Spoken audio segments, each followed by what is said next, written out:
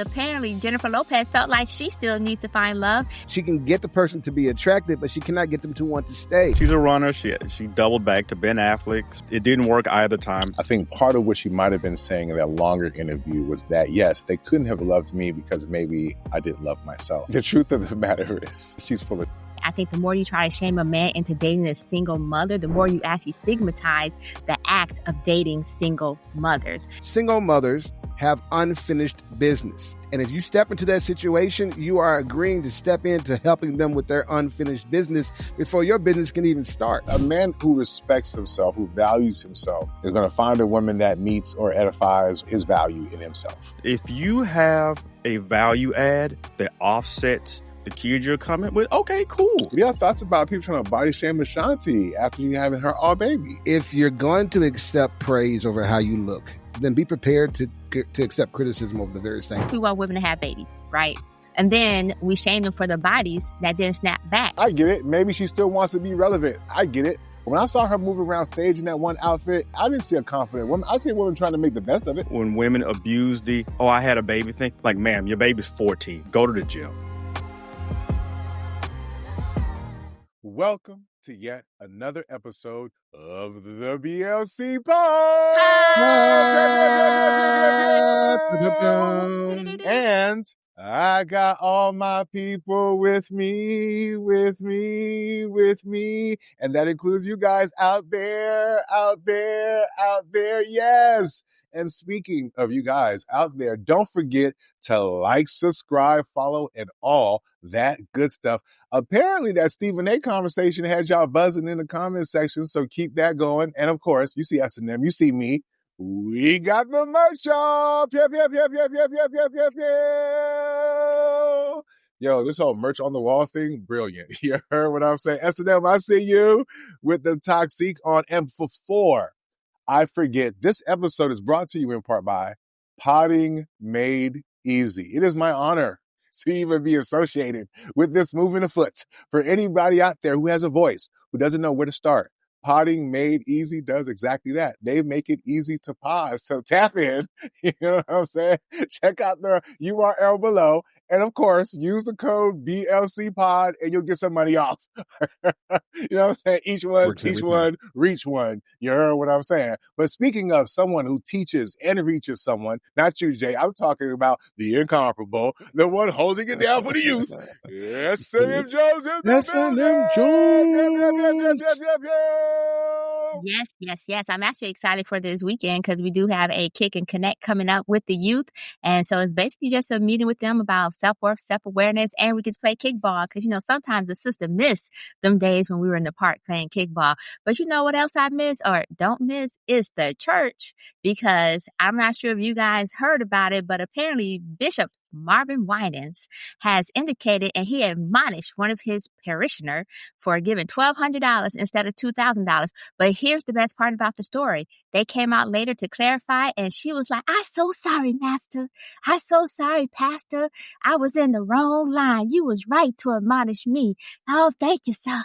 Now, she didn't quite do it like that, but I was like, good Lord, the pastor got a chokehold on this woman, because even though he checked her, we're going to put check, because he said he went through the line to call different denomination, i.e. how whatever the donations were, and she so happened to get into the 2K line versus the folks who gave 15K or less line.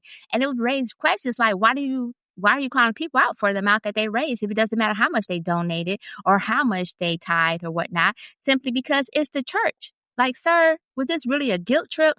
But either way it goes, at the same time, we got the Grits and Eggs and Grits podcast getting mad shade as well, with Deontay being called a devil, which is interesting. And that's just a little side conversation, because once again, it shows that Christianity got us in a chokehold. You can't even talk about worshiping your ancestors, and I say worship with the quotation marks on it, without being demonized. Good Lord. That's all I got, though. Thank you for all of that. I really appreciate it. Ashe. Speaking of something that rhymes with Ashe, my good brother Jay is in the building. Yeah. What's up, folks? I'm glad to be here as always. You know, in my part-time, you know, my off gig, I'm a math teacher. And I've been doing this math lately. I've seen a couple of stories come out, right, y'all? One story said, and I think it came out a couple of weeks ago, it said that men who make about, I think it was 50K, right? They're like the prize now. Like they're in high demand. So I was telling fellas, hey, get to 50K. Then I saw another article, and I got to keep y'all up on game.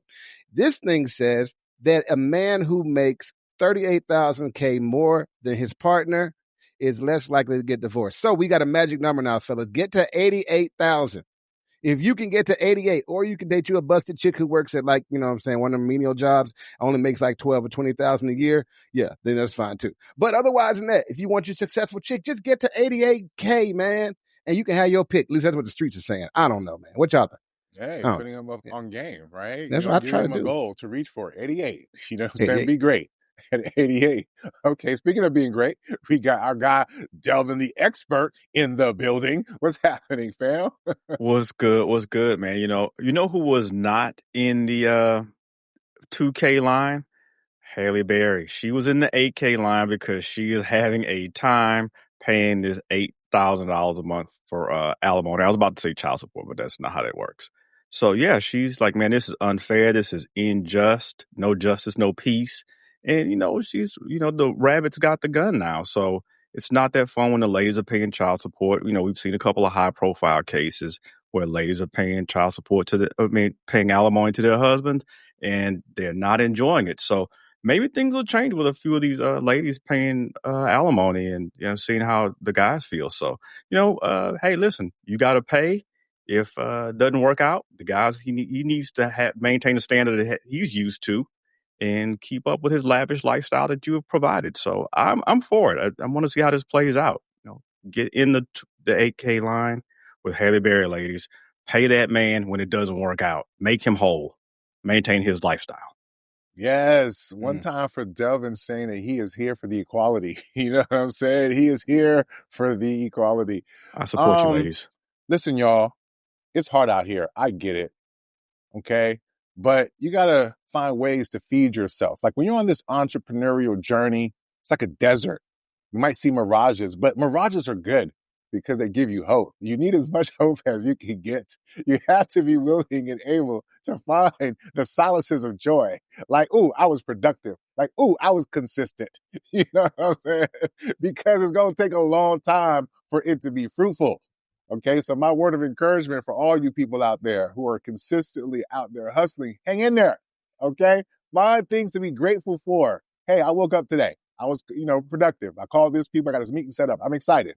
Okay, it's easy to not let,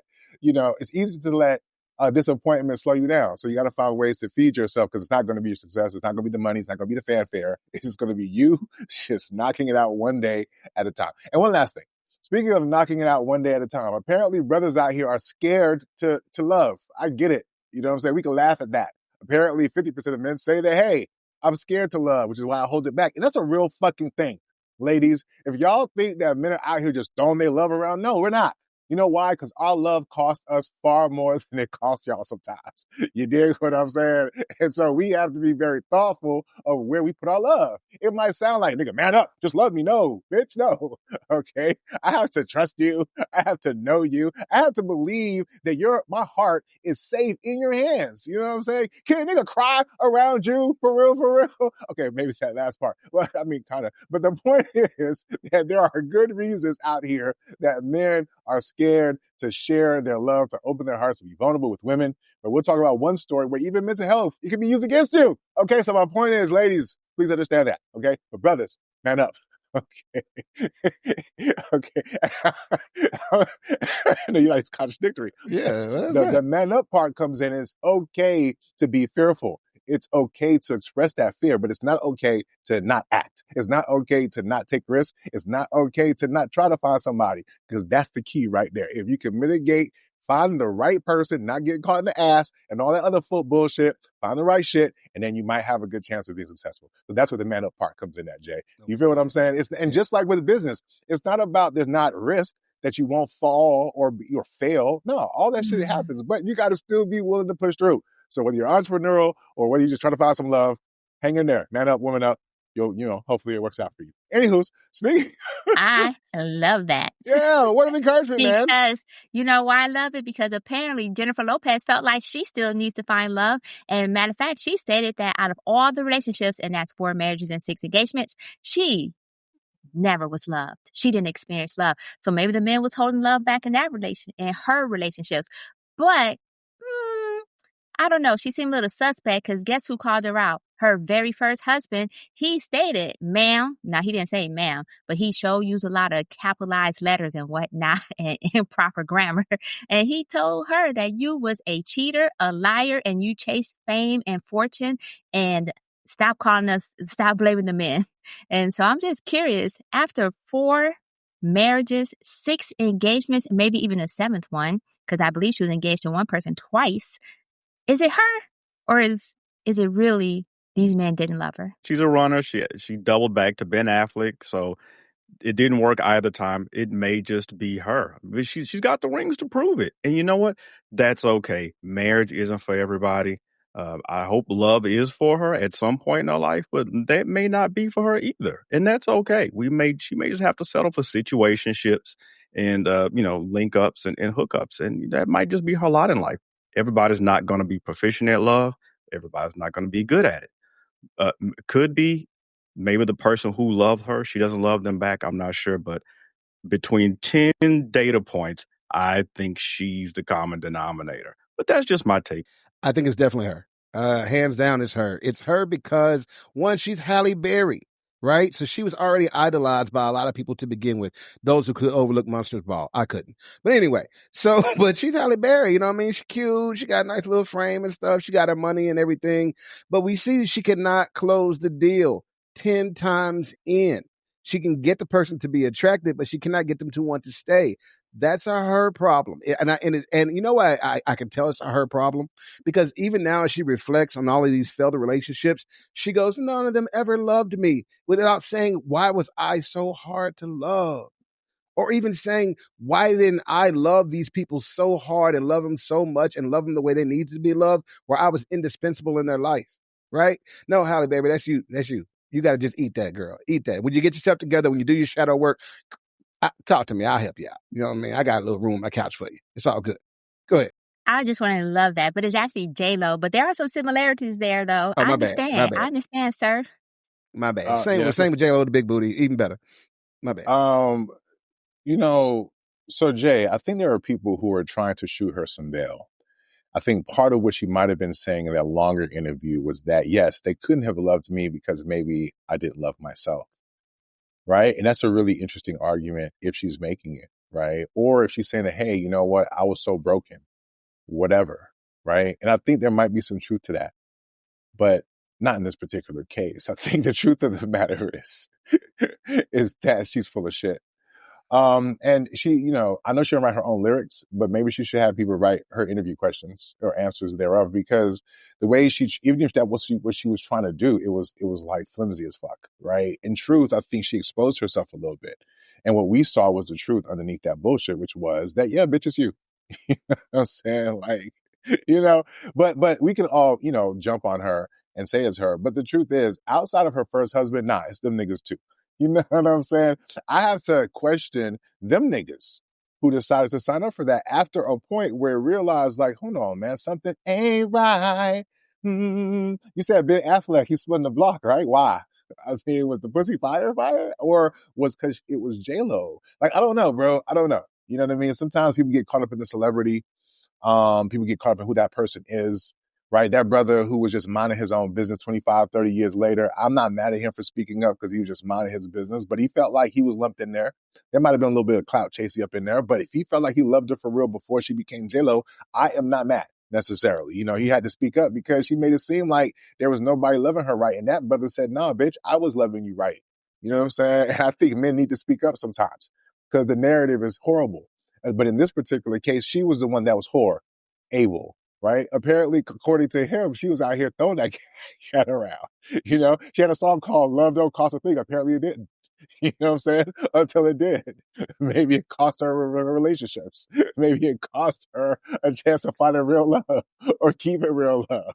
You know what I'm saying? Like, listen, I get it. J-Lo's mad. And so somebody might take a chance on her. But at this point, it's like eye candy. It's like something you see at the wax museum. It's not really meant to take home for real. Like you want to stand next to it, take a picture with it. You know what I'm saying? And depending on the wax museum, you might want to, stick up something in the hole. But the point I'm trying to make here, there are some museums that apparently they're interactive. I'm just saying. Hopefully it's sanitary. Anyway, where have you been? That's about it. I was like, what museum is this? Where have you been going? Is the wax warm? Anyway, never mind. Yeah, he re-owned. Anywho, but no, in all seriousness though, I love when these stories come out because we get a chance to see people just be a woman narcissist. To me is great because that way it balances out a little bit. We got Nick Cannon, y'all got J-Lo. You know what I'm saying? It balances out a little bit because when you hear some of the stuff, she kind of confirms what we all already knew. So this wasn't news. I think it was just confirmation that she was moving like this or she thinks like this. Most people already put her in that Halle Berry. And matter of fact, Halle's like, wait a minute, don't put that on me. I've only been married 3 times. Right, my bad, Halle. You know what I'm saying? Like, whoa. Okay. So J-Lo, listen, but in all seriousness, we love J-Lo. Because she's cute, and I guess if we all had a chance to have sex with her, we probably would. But beyond that, I'm not even really sure what talent she still has or relevance that she probably has for most of us. So, I mean, thank you for this interview. It gives us a chance to talk shit about her. But J-Lo, you know what I mean? If you want to come on the show, holla. Other than that,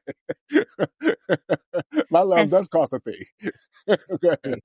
Crazy work. I like though. If you want to come on the show, holla. Yeah, this is her. And I'm going to say the reason why it's her. Not only am I going to co-sign on everything else here, but I'm also going to add this piece. Her first husband pointed out that he stayed even when she cheated. And even then, that wasn't enough. He said, I never cheated. I tried to do right by you. I stood by your side, but you could not stop chasing the fame and fortune. And around that time, guess what she was showing up with? Diddy, that green dress. But so I wonder, is that where the cheating? But anyways, that's regardless of the point. The point is that this man was one of the few men who acknowledged that not only did you cheat on me, but I kept you. I stayed with you. I didn't run. But eventually it got to the point where I had to divorce you. Previously, we had an entire episode about when women are shitty ass people that the man falls for a divorce. Let me rephrase it.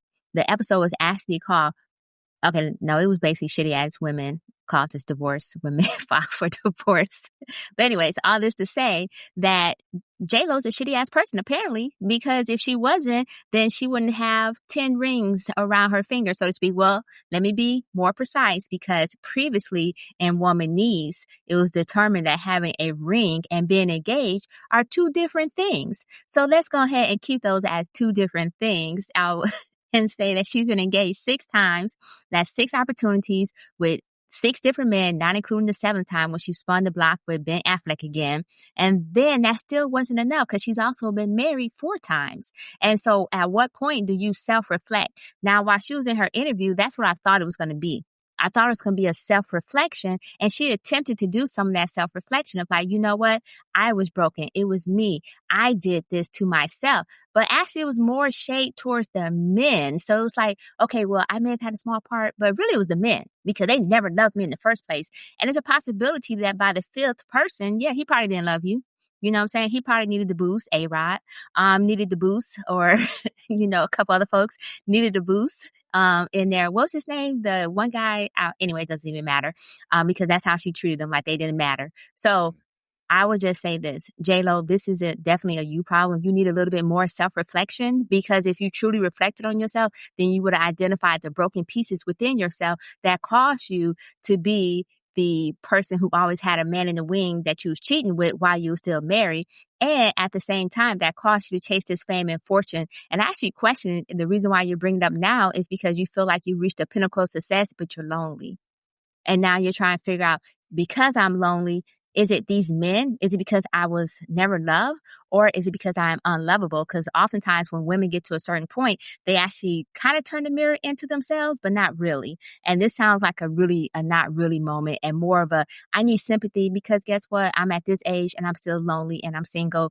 But guess what? I may do a couple more things, but don't be surprised because I'm broken. So it sounds like a prelude to something that's about to come. Like maybe she's going to drop another album and she's looking for sympathy, or maybe she's about to do another whack ass movie and she's looking for sympathy, or maybe she's about to get in a relationship and she's already putting that precursor out there so that whoever gets with her understand that nobody ever loved her. And so therefore he'll go up and beyond to prove that, hey, I'm the one that loves you now. I'm here for you. And he put up whatever crap she was doing before and be good with it. So no, this is a you, because at some point it's no longer blaming love. It's a pattern. Oh, I want to say this too real quick, because you brought this up, S&M. Listen, man, he could speak up, but you were cheated on, sir. Hey, you stayed. What, you want a fucking cookie? You want a fucking cookie? Like, maybe that's why you should have left. You know what I mean? And let me help y'all brothers out there, okay? If your wife is more popping than you, financially, fame, and otherwise, and she cheats, give it up, my boy. You know what I'm saying? It's a wrap for you. Like, what shred of decency or man, like, it's a wrap. You're in the bitch position. Okay? And so, like, it's not a flex, my guy. Yes, talk your talk about how you treated her, but he was airing out her dirty laundry. That was kind of fucked up. Okay? And it does not make you look good, sir. Right? Not only for airing her dirty laundry, but also for staying. This is why some niggas should not stay. There's very small reasons why any man should stay in a relationship after he gets cheated on. If you want to find out those reasons, holler at me in the comment section. But if J-Lo cheats on you, you better dip. You know what I'm saying? Because she gonna be J-Lo. Okay? That's all I'm saying. I just want to say that. He was up there talking about, oh, I stayed with her even though she cheated. Yeah. You know what I'm saying? She was with Puffy. Okay, what the fuck? You know what I'm saying? Like, you should have seen what was happening. I give him grace because it was early, but come on, dog. Were you not paying attention?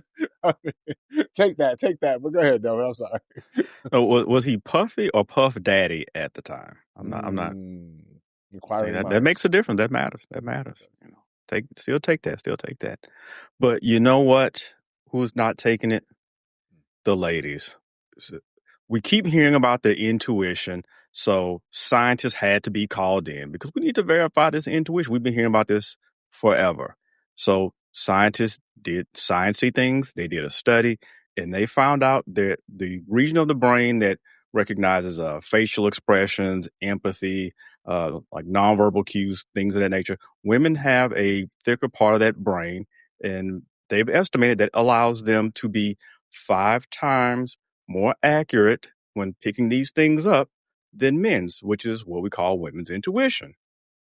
So if women have 5 times better intuition than men, where's the evidence of this? Halle Berry, J-Lo, shouldn't they seen all of these things coming if they had 5 times better intuition?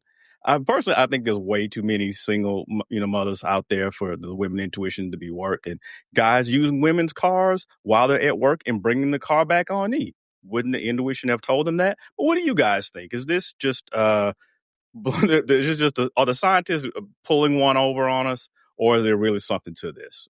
Because we read white papers here at the BLC podcast. We read the research. So I'm going to go ahead and jump in on this one. So yes, women do have intuition. Unfortunately, women are conditioned not to use their intuition, to be honest. Like, we see the red flags and we ignore them. You know why? Because we're still looking for love. We're too busy saying, oh, we want to find love, or maybe it's not this, or maybe it's that. So while we may have the intuition, we may not necessarily actually put it in place. And that's our fault. Let's be honest. That's on us 100%. Because why in the hell, if you see all these red flags, you still chasing after this dude, and you know deep down, and as a matter of fact, you probably did some I Spy detective ass work too, and you still ignored your I Spy detective ass work, going through his phone, checking where he at, checking his locations, scrolling through his social media, and you still ignore every single red flag that you possibly could have had. Because unfortunately, while we have intuition, we've been conditioned not to use it because you're still chasing that love. You still, or in some case, chasing that dick. And so, because sometimes it's just dick and vibes. And I understand, sometimes you get dickmatized. But either way it goes, this is 100% on the women for not using the intuition. I believe the study is valid. And I believe part of the reason why it's valid is because our intuition is usually based on pattern recognition, not just from ourselves, but from watching other people in their lives and so forth. And that's why I talked about the conditioning that we may experience. And so intuition also equates to survival. Unfortunately, a lot of women just not using it. And so, because, loneliness is a powerful fear for many people. And that's oftentimes why women have a tendency not to use it. So I have a follow-up question. As Better the not be about celebrities. No, listen, this is about I'm just kidding. science because the scientists have confirmed the region of the women's brain, it's there.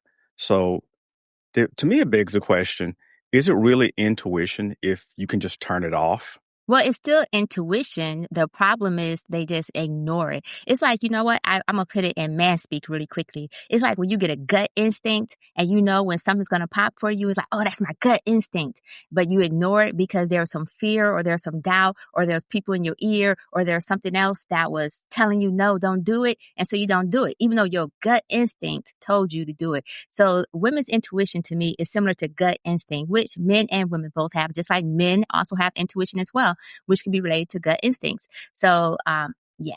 I think we're conflating intuition with self-fulfilling prophecies, right? So what I'm looking at is this. Yes, this part of the brain that picks up on nonverbal cues and body language and all that is a little more pronounced, a little more developed, right, than they say it is in men. Now, we typically understand, ladies, don't hate me on this, women tend to be hyper emotional compared to men, right? And hypersensitive to changes that may trigger that emotion or that may make them be triggered, right? So men usually aren't always checking the temperature of everything, right? They got certain things they're focused on and they're looking for those things to change and measuring the change there or whatever. Women tend to be more broad in their investigations, more broad in the things they're looking around. Plus, they do a lot of, if you holler out that everything is bad, eventually when you find something bad, you're like, oh, I knew it. You didn't know it. You just labeled everything and found something that proved your bias. There's that. And there's other cases, sometimes these women who have this intuition that their man is doing something, you're the reason because you treated him like he was doing something. So you know what he did? He went out and did something. It's not intuition. That's provocation. It's inception. You know what I mean? So no, I have to agree with Delvin. If intuition was that strong, women wouldn't blow past all these red flags, right? They wouldn't have to be doing all that sneaking and hide behind and private eye FBI stuff. They could just, oh, this man's doing this. I had a chick one time catch me on some stuff. And she was like, you was doing this, weren't you? And that day I was feeling particularly forthcoming. And I was like, yeah, I did it. I knew it. I wasn't sure, but I just knew it. Well, then you didn't really know.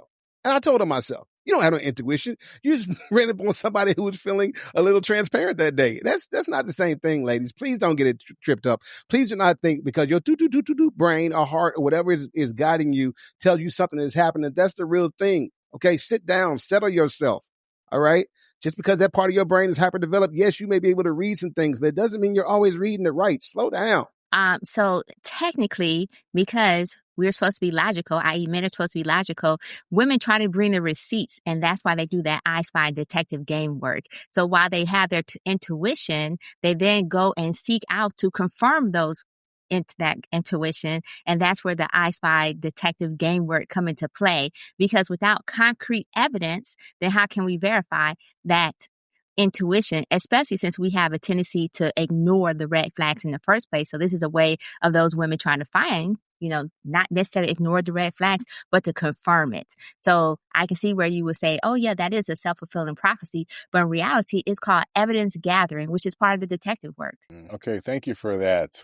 Detective work 101. I did my own bit of detective work, right? Because I feel like in the culture that we live in today, we have these phrases and people assign a meaning to a phrase, right? So whenever I've heard women's intuition, I guess it just kind of speaks to things that women may pick up on or know or feel or whatever, right? And so I think that's one variation of the meaning. But then I think sometimes people might use it to make it seem like, oh, I know more than, or I'm able to pick up on more. So I think that's why a lot of times guys might push back on it because it's like, well, in truth, evidentiarily, maybe you don't. Right. And so, for me, I like to break things down, get to the definition of things. Right. So, for example, the definition of intuition is the ability to understand something immediately without the need for conscious reasoning. Right. So, boom, intuition. And so then you throw women on there. And it resonated with me because I'm like, well, without the need for conscious reasoning, oh, that's women all day. What are we talking about? Like, what are we talking about? Like, I get that, yes, men and women can have intuition and gut feeling. But as I was reading, I was like, without the need for conscious reasoning. And to me, that would be what separates it sometimes for me between men and women. If you're going to talk about women's intuition versus men's intuition, because I feel like S&M, you're talking about gut feeling. And I feel like even in those moments where guys have a gut feeling, we still try to maybe process it through some, you guessed it, conscious reasoning, like some logical, I feel this way, why do I feel this way type of a thing, right? Now, I'm kind of halfway joking a little bit, but I feel like that was there's some truth there, okay? But to be honest though, right, I do think that women have the ability to pick up on things far more than men do, 1000% when it comes to certain areas. Right? Like, so I think, like, for example, when it comes to things around security, fight or flight, I think men's intuition or instincts or whatever may kick in differently because maybe there are certain things that we're built to be intuitive or to be able to tap into in a very sensory type of way. Right? Like, we can pick up danger when we walk in a room if somebody's mean mugging us. A woman that might be with me may not be paying attention to that because that's not the area upon which her intuition is going to be activated. Right now, however, if there's a baby crawling around somewhere, she's like, "Oh, where's the baby?" Who knows? And all of a sudden, her woman/mommy intuition kicks in, and she be wanting to breastfeed the bitch. But the little baby, excuse me, I'm just kidding. I'm just kidding. But the point I'm trying to make is that I do think there is a such thing as women's intuition, and we see that. But to your guys' point, in the areas of relationship, is it possible that even Superman has kryptonite? It doesn't mean that he's not super. It doesn't mean that he doesn't have the abilities in certain areas. It just means that there's a specific thing that goes against the thing that he's exceptional at. It's a specific thing that is the weakness. And I think men, to S&M's point, is the weakness when it comes to women's intuition to a certain extent, because they're kind of caught between, oh, I need this, I want this, through the intuitive nature of the relationship of a man, right? So, security, support, that kind of a thing. But niggas out here moving a little different, you know what I'm saying? And to S&M's point, they've been conditioned a little different. So it's like a whole bunch of haywire shit going on when it comes to this whole gender war and how men and women relate to each other. So I get that when it comes to that area, yes, women are failing. Why? Because they just don't have the skills, the wherewithal, the program fucked up. Niggas out here doing what niggas are out here doing. So when it comes to that, 1000%, but I do think that when you talk about emotionally picking up on behavior, like, women are actually good at some of that shit. You know what I'm saying? And I'm going to tell you how you know, because they bicker a lot more than we do in relationships, friendships in particular. You know why, we as guys, we can say, oh my God, look at women always fight. You know why? Because they pick up on a lot more shit than we do, between the shade that they throw at each other, the real feelings that they be having, the jealousy, the insecurities, all that deep, deep shit. They pick it up, you know what I'm saying? And they got to deal with it, and it causes challenges. Meanwhile, we out here, oh no, man, what's up, fam? That nigga you said, what's up, fam, too? That's why your old lady can pick up on the fact that he on some bullshit, right? She could pick up on, you know what I'm saying? Like, your woman, hey, you know what? I don't like that nigga. You don't know why she don't like that nigga, but there's probably a reason. She has the intuition that said, that nigga don't mean you good, or maybe don't mean our relationship good. So that's where fellas have to be, a little aware of what's going on there. But the point is, in certain areas, I absolutely agree that women have a heightened level of ability to discern and pick up on things without having to consciously even pick up. You know what I mean? I do agree with that, 1000%. Now, on the level which is more than men, I don't know, because that's where the comparison game becomes a problem. Because if my ability to do that in one area is significantly far more than yours, and you may have another area, then how can you say it's 5 times more? And I wonder if these studies look at other areas that maybe if you called it intuition or tried to dissect between men and women's version of it to find some actual truth in regards to whether or not it's 5 times more, or maybe more likely it's just different. Even if it's more expansive in different areas, it doesn't mean it's more that significantly, is what I'm saying.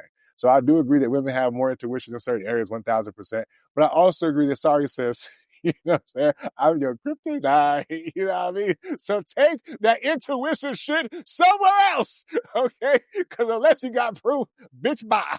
You know what I'm saying? Which I think is what Jay would say. I'm sorry. Was that expensive enough? Go ahead, Devin. My bad. Yeah, no, I think this is good that a lot of these things are being looked into with actual neuroscience, so we can kind of refer to these whenever we have these topics or discussions. We can say, hey, listen, scientists have said women are 5 times better at this, men are 4 times better than women in these areas. So I think more research should be coming along, pointing out these differences that we can kind of hang our hats on it and move forward past anecdotal evidence. So shout out to science for that. Yay, science. And real quick, because yesterday I posted this 1 year anniversary of a video, which was when we were doing season 4, to answer this question: why men get in the way of women's intuition. It's called dick. Oh yeah. Like, I mean, I don't know. Like, you can find like the staunchest, the most religious, the most whatever. Like, digmatized is a thing, my people. I hate to be the one. So if she can have, that's what when I was saying like the whole kryptonite thing. Like, dog, I don't give a fuck who she is. She gets the right dick. That's why she's letting the nigga drive her car, my guy. It's because she's been dickmatized. She know better than that. Her intuition already told her what time was with Tyrone, but she don't care, dog. Like, her emotions, when you make that woman a certain time, Eddie Murphy said it 20 years ago, if you make it do a certain thing, dog, all sense goes out the window. Okay?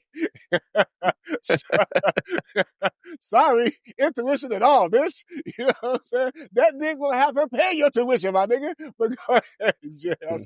Squirt the intuition right out, huh? Skeet, skeet. I get it. It happens. That's a fact. So, you know, it's funny, Delvin, you were talking about how the scientists are exploring this, and something I would like to see scientists explore, right, and delve into, and I don't know if they can do it or not, is like out here in this dating world, is it harder for men or is it harder for women? Like, I'd like for science to answer that, because I think even tonight we might be divided on the issue. I was watching a lady, give you some context, watching this lady on the internet, right? And she was talking about how she was like, yo, ladies, I just got to side with the men. She was like, it's hard out here for men. She was like, y'all expect these things that are in conflict. You know, you expect the man to be in touch with his feelings, but you don't want him crying around you, or you don't want him to be too emotional, and you want him to be a high earner, but he needs to spend a lot of time with you. But he's got to, you know, spend time making that money to be a high earner. Or, you know, you want this and you want that, and you want all these things. So many demands on men just to be viable in the dating pool. I mean, so I guess what I really want to ask you guys is, do men really have it harder in modern dating? You know, or are they just saying that because they're tired of the competition? You know what I mean? And who's really struggling more out here? Is it the ones chasing or the ones being chased? And, you know, we won't get into which is which out here. So, yeah, I'll leave it at that. Who is having a harder time out here, men and women? What do you think? Real quick, I do want to, because she was being a pick-me, you know? She was spitting facts.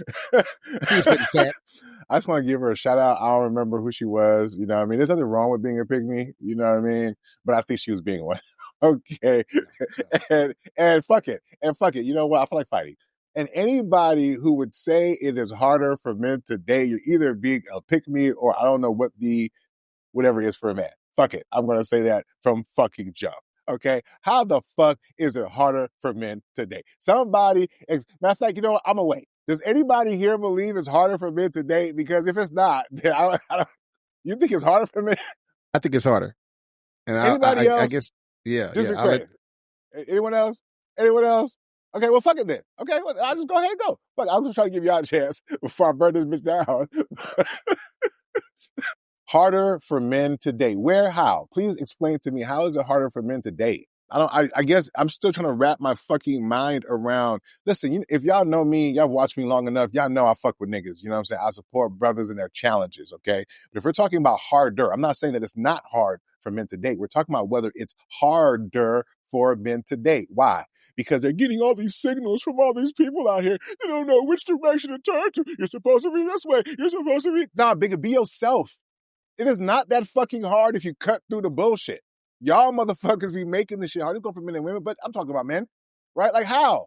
How, bro? Are you overshooting your shot? You don't know that you ain't gonna get that girl? You don't know that? Somebody got to tell you that. You got to bump your head a couple times, huh? Even women know to get a starter house, or she get you a starter girl. You know what I'm saying? Y'all out here overshooting y'all shot and shit. Somebody, oh my God, it's hard. Yeah, shooting 3-pointers is hard, my guy. That's why most people can't do it well. Okay? Why don't you try shooting some layups first and then step your game out a little bit? I don't understand what the fuck is harder. Right? Women got to go out here and deal with y'all niggas. You know what I'm saying? Be at the behest of y'all niggas. You know what I'm saying? It's not like they're allowed to go out there and shoot their own shots. They'll be shunned. Right? Even the ones who are willing to do that, hey, the niggas who they might want don't like that. So it's like, fuck. Right? So they're at the mercy of whoever Tom, Dick, and Harry is going to walk up to them at somebody's fucking bar and hope he got some fucking game. How is that not hard? The fuck? You know what I'm saying? And they're getting fucked. You know what I'm saying? How is that not hard? You know what I'm saying?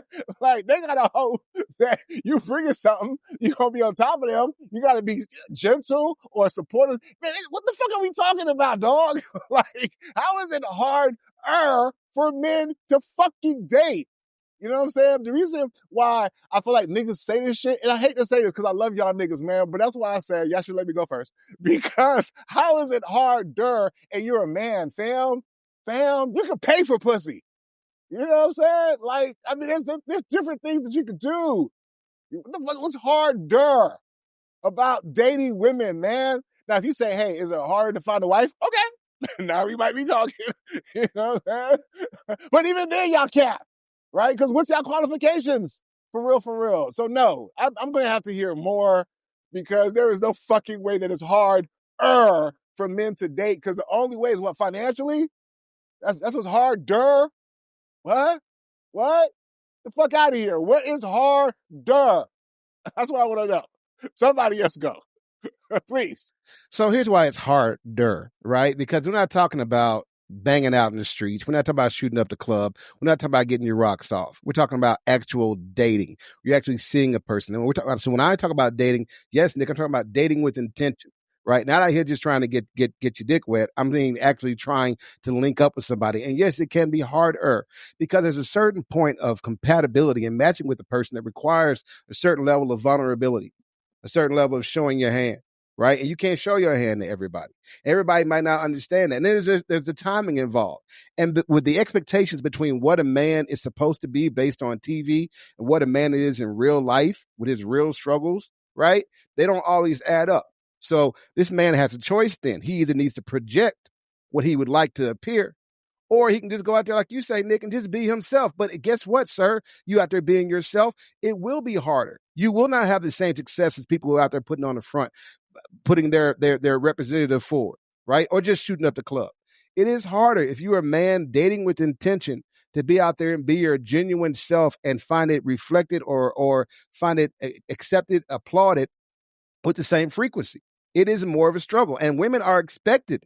No, not expected. Women are allowed, right, to be all over the map and still be who they are. To be this one day, that one day, this one day, that. Men are not allowed or afforded often, particularly in dating when you're still in the whole choosing phase, to show how all your different sides, right? Show, oh, you're taking me too fast. It's too much for me. I don't think women today are ready for multifaceted men. And all men are multifaceted to some degree. And how many facets they're able to show in this process of finding a partner that they're serious about, that it can be a challenge. I think it's harder for men. That's why I say that. Go ahead. Who's next? That's Cap. That's so good. What the hell? You call it Cap all you want to. Did Jay say anything? Anybody hear Jay say anything? Whatever. I was about to refute everything he said. Okay, Come on with it. So when I first heard this topic and her speaking, at first I was like, oh, okay, I can see some of her points, maybe, perhaps. But then I started thinking about the real facts. The fact that women do have it harder. And I like the emphasis on the because that's the clear line where we can delineate. Everyone has it hard out here. We're not saying it's not hard for folks to date. And you were talking about intentional dating. Well, women actually tend to go in with the purpose of intentional dating and get met with a representative. But that's not why we have it harder per se. You know why we have it harder? Because let me ask you this. When was the last time that you, well, not you, but somebody, a man that you know who's text your girl, I'm about to go on a date. Here's my location. When was the last time that you had to let your friends know who you're going out with because you're afraid that if you reject them, that they might either get physical with you, unalive you? There is literally a real threat to women when men are rejected. Men are so afraid of being embarrassed, whereas women, we're afraid of being unalive. We're afraid of being slapped, violently beaten. And that's a worst case scenario. I'm not saying that's the case for every single case, but the fact that my friend, if she's going on a date, has to text me and say, hey, I'm going out with XYZ. Here's a picture. Here's what he looks like. And this is where we're going. This is actually why I support coffee dates, versus regular dates. I actually support coffee dates because it is an opportunity to get to know in a environment where it's not there's no pressure on either party's part. So I support the coffee date. But let's talk about how else is harder. So as you know, in these streets today, we always get told women over 35, as for the, what's the word? Not for the streets, but they're old and they're no value and so forth. And so we get, so the fact that women are aged out of dating, right? So men can get, how can I put it? Plumpalicious, they can be balding, they can have all these things, but they're not judged for that. But women are, right? Now, if we get, so once we get over the age of 35, all of a sudden we should be dating. We're like old school moms or something. And next thing you know, we should be put out to the pasture because we're no good. So that's something else that they're competing against, just on the fact that social media already told them that over 35, they ain't no good. God forbid if she's overweight. God forbid if she's thick in any shape, where form. God forbid if she wear lashes, if she has on a wig, if she put any forth effort, because now she's judged for wearing too much makeup. She's judged for having, there's a little thing that went around saying that you should meet your woman at a pool, like for the first date, take her swimming so you can see what she really looks like. And it's like, well, damn, if I'm putting forth all this effort to show up as at least this person, to show that I'm putting this effort and this is the response that I'm getting, then why should I show up like that? So, and that's just part of it. So let's talk about that other thing that you mentioned about the intentionality. You know what happens when a man chooses wrong, right? He don't get the blame for choosing wrong in general. Largely, the women get the blame for choosing wrong. If she dates somebody who's not doing what he's supposed to be doing, or the relationship fails, the woman is blamed for it. And not only is she blamed for it, God forbid if she has a kid by this person, because now she's judged for being a single mama. She has it hard. Matter of fact, single mamas have it hard dating, period. So that's a whole nother subcategory and subgroup. So I disagree. Men do not have it harder. And at first, when I was listening to her, I was like, why? She might have a point, because we're asking for, you calling them sassy because they're doing this or that. But then I realized that person ain't dating the right person then. He needs to expand his circle if he in a circle where the women are calling him sassy while he's trying to be emotionally intelligent or vulnerable or whatnot. And that's an opportunity, because guess what? In most cases, women still outnumber men. So therefore, he has plenty of opportunities to go out and find that. But let's be on the fair side, because I want to be fair. Men do have to approach the women. And that may be hard, because no one wants to be rejected. And is that where we're speaking from? Are we speaking from a place of rejection? Because no one wants to be rejected. So I understand that may be hard. Oh, I got to go approach this person. God forbid if she's with a group of, now I will admit, if she's with a group of women, go ahead and wait till she go to the bathroom. So that's my advice to you men. If you see a woman you want and she's with a group of women, wait till she go to the bathroom, or go to the bar, or go somewhere away. Or matter of fact, now I'm giving examples. Or you can pull her from the group and say, hey, let me talk to you for a minute, or whatever the case. If you got that such strong fear of rejection, there's other ways that you can approach this woman. So men do not have it harder. I believe that's all cap. Because men can get older and they're talking about, oh, they aging like fine wine, and they don't get judged for their aging, right? They can have erectile dysfunction and they still out here dating and choosing women under the age of 35, apparently, because 35 and older is old milk, I guess, overbaked. And so that's all I'm going to say on that part. So, first, your first point of the dangers of women, right? The dangers to women in dating. If you own plenty of fish, it's dangerous to men too. But beyond that, there are crazy women out there. And by your own account, there are more women than men. So the math would say there's probably more crazy women out there than there are crazy men. And just like, and while a man might not have to be as concerned about getting beat up by his potential date, he does have to worry about her following him wherever he goes and thinking they're in a relationship now because he took her to dinner. Let's talk about taking her to dinner. It's harder on your wallet.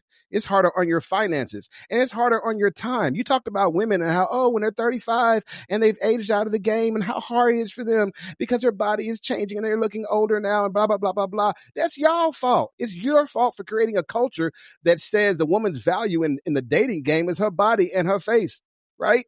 That stuff ages. That's y'all's fault. No, sir. We did not create that. We did not create that culture. I'm calling cap on all that right now. You certainly fed into it. We did not create that culture. Stop it right now. Cap. Yes, certainly fed into use it. Of cap by S&M. That's an appropriate use of cap. Whatever. So I'm saying the dangers are there for both. The dangers of lost time, lost income. And I'm not talking about rejection. I'm talking about the waste. The waste and the hurt that comes with opening up yourself to someone who is not mature enough to receive it. And yeah, that's a problem that everybody faces, right? But there are aspects of a whole being that men are not encouraged to show the world. And I agree, man. Men, don't show the world. The world ain't ready for it. You got to find somebody to show it. And that's the hard part. The hard part is deciding if the person you spend all this money and time on is now worth you revealing yourself to. And if not, guess what? You got to go back out there and grab another one. And that's hard. Delvin, you gonna get in there, my brother? Because go ahead, man. You know what? SNM and Jay was cooking, man. I had my popcorn. Listen, to Nick's point, I gotta agree with him. It's hard all the way. It's just where the hard is distributed, I think, is kind of misleading. Men's hard is kind of front loaded. You know, some guys may have approach anxiety.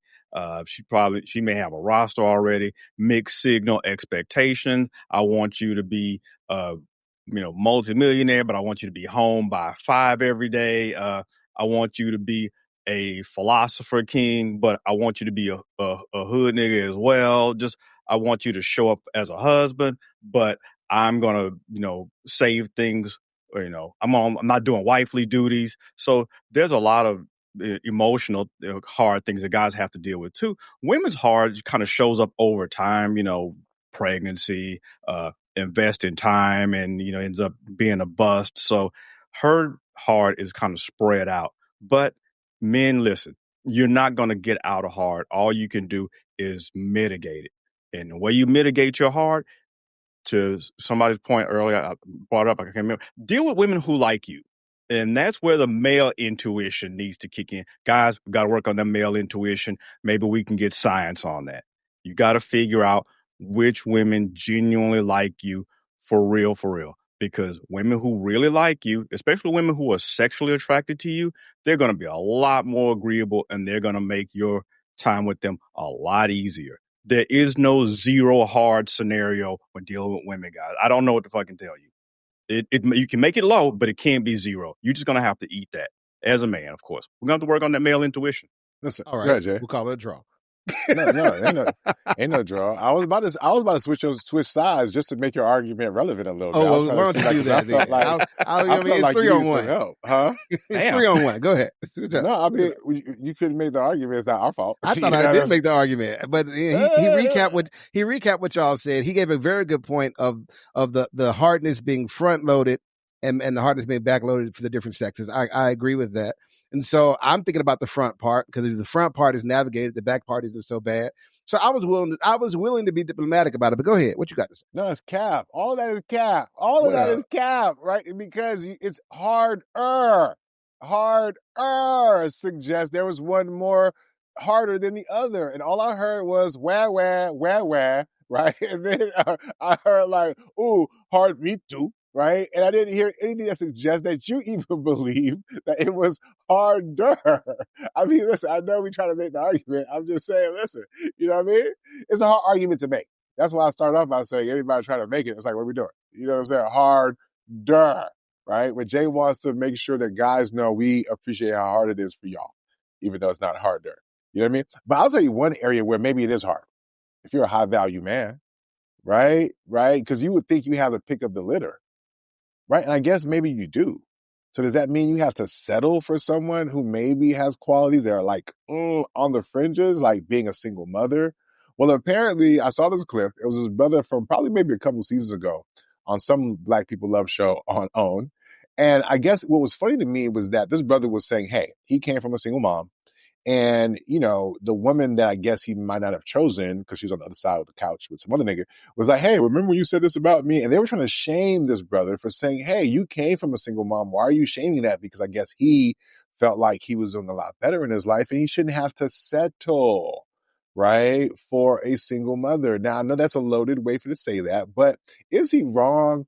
Like, if we're talking about dating and having options, if you are top of the food chain, if you're a high value man, shout out to Kevin Samuels, rest in peace, does that man have to settle? Because the reason why I'm saying it this way, the women on the show were shaming him to make it seem like he did have to choose because somehow he didn't love his mama, or because you came from a single mom. Why wouldn't you? So it's one thing to have your choice, your opinion, but they were making it seem like he should or should date a single mom or put them on par with another woman who may not have kids.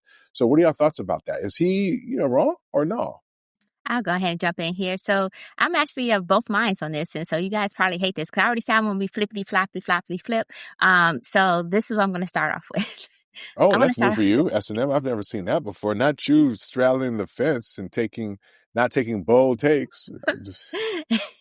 So, well, it depends on how you look at this by the time I finish. Okay. So first, I want to start off by saying this. I think that he's well within his right not to settle, right? If he feel like he has these options, then let him have his options. If that's his preference, then that's his preference. Because if he do decide to settle, will it lead to resentment later on to the partner that he settled with because she had a mother?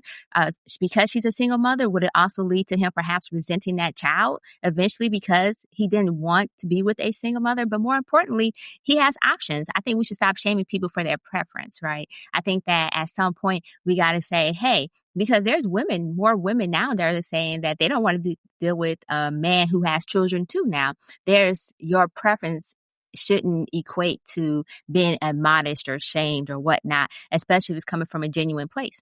Now, if the fact that he came from a single mother, is there a thing called, I don't want to continue the cycle? Can I break the cycle? Right? Do I have to? And someone can argue like, yes, he's breaking the cycle because he's going to get with a single mother and therefore make that family unit whole. And so on that part of it, I'm just going to say, I think the women were wrong for trying to shame him. As a matter of fact, I think the more you try to shame a man into dating a single mother, the more you actually stigmatize the act of dating single mothers. I think that we take a time to step back and say, you know what? Let this man have his preference, then single mothers may get some bail because it's like, oh, you know what? They stopped shaming him for not wanting somebody who already had a kid because there's already been cases and studies that show that stepfathers don't necessarily fare well in certain relationships, right? Depending on the dynamic with that mother. And so it's like, I'm going to have to go there. On the other side of the fence, though, I don't see why he wouldn't want to date a single mother, right? And I say this because single mothers have already proven that they have leadership skills. Now, they may not have other skills, such as the skills to, now I won't even say that because that's going to be a little more toxic than I want it to be. So I'm just going to put it this way. They're already running a household. They're already managing the schedule. They're already budgeting. They're already nurturing. They're already protecting their child. So technically that's real world leadership and not leadership in theory. So if you're looking for somebody as a high value man or any man, and you're looking for somebody to help build with, wouldn't this be the type of traits that you would want in that person? Somebody who already has proven leadership style, somebody who has already proven that she has the ability to be a nurturer because you want to nurture your relationship as well. And then I also think that it shows that women are handling their responsibility because we often say that we want women to be accountable. Well, you can't be more accountable than being a single mother unless you're a deadbeat single mother, in which case they need to, I'm going to leave that there because we're going to keep trying to be positive on this part.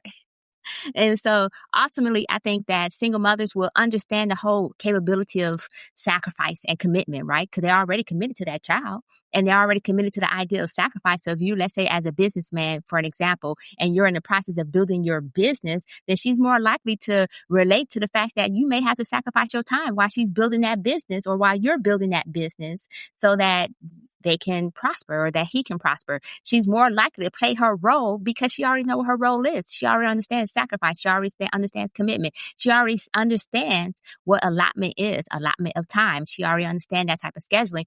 And more importantly, they ain't going to play with your time. You know why? Because they ain't got no time. You know where their time at? Spending with their child. And if you need time, so basically what I'm saying is, because some people say that's actually a con as well, because she don't have time per se.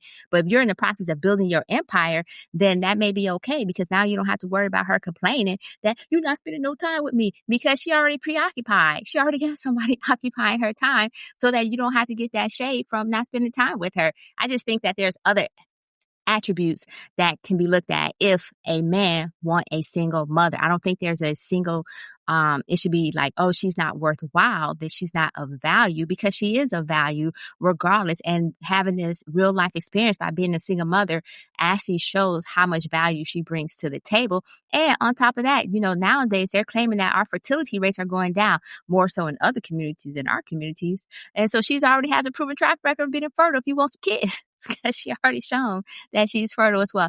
I just think that there's lots of opportunities with single mothers. But at the end of the day, it's still his preference. And we need to respect that. I'm going to come on in and say, listen, the man is 100% right. Now, first, in full disclosure, I grew up in a single parent household. My parents got divorced shortly after I was born, right? Saw my daddy during the summers and stuff, whatever.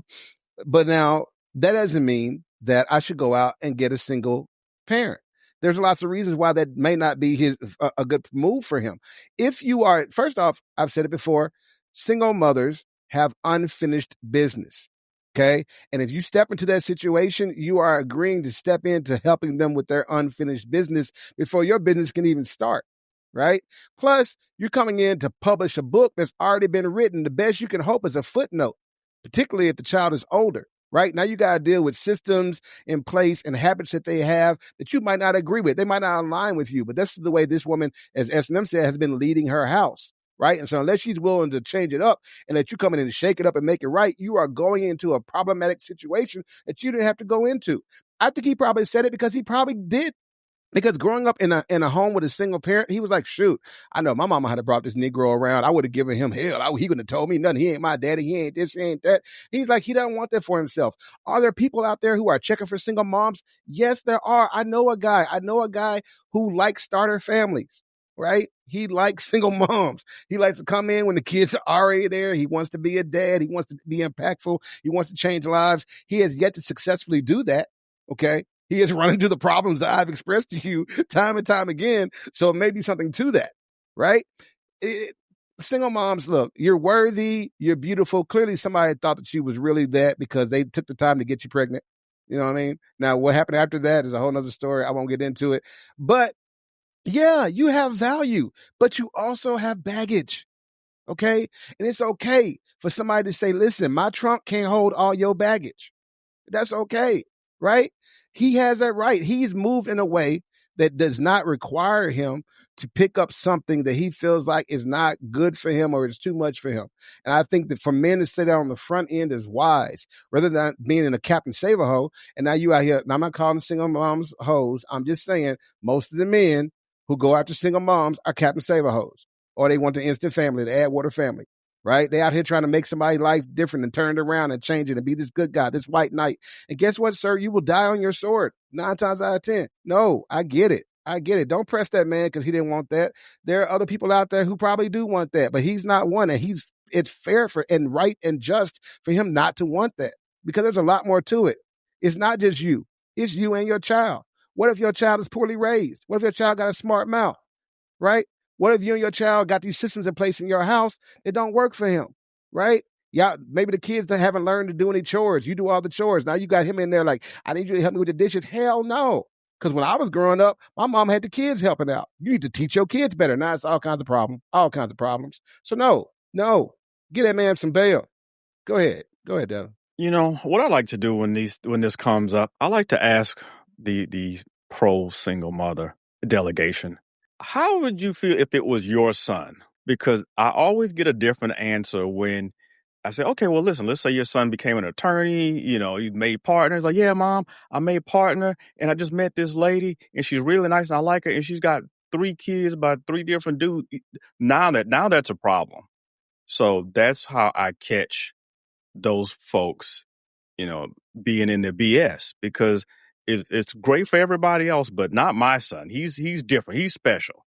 So that's why we got to stop the cap.